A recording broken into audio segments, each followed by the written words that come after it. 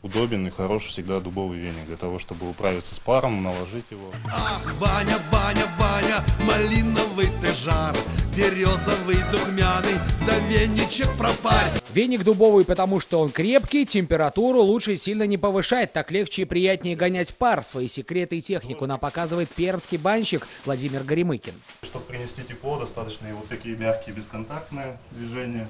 2 часа в бане достаточно только для того, чтобы познакомиться, шутит Владимир. По-хорошему, здесь лучше проводить часа 4, а то и больше. Все удовольствие не в конечном результате, а в самом процессе.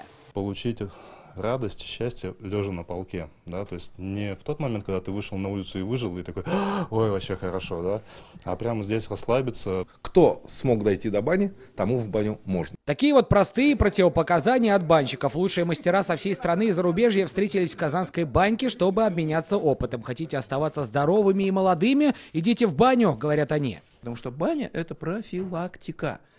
Мы не ставим баню в противоположность больнице. Больница – это когда уже поздняк метаться. Как говорят сами парильщики, вот такая вот купель с водой – это то, что доктор прописал для бани, потому что это не только приятно, но еще и тренирует сердечно-сосудистую систему. Я с Маданей был на бане, журавли летели, как Маданя смеется, сапоги слетели. Рамзиль, давай тоже ныряй сюда. Давай. Пока мы в купели, банщики продолжают говорить о приятном. Темп парения, температура, веники. Кажется, бани везде одинаковые, но в каждой есть что-то особенное. Баньки отличаются только вот таким вот неким колоритом, во-первых. Во-вторых, они отличаются, те мастера, которые в них работают, они вносят свой почерк.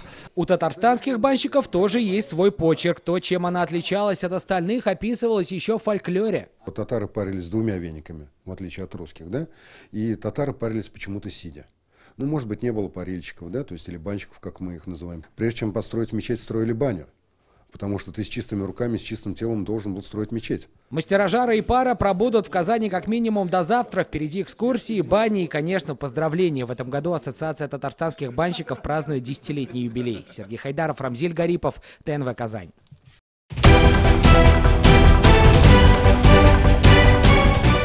Все новости дня, выпуски программы «Новости Татарстана», программы и фильмы на сайте tnv.ru и на YouTube-канале ТНВ. Подписывайтесь.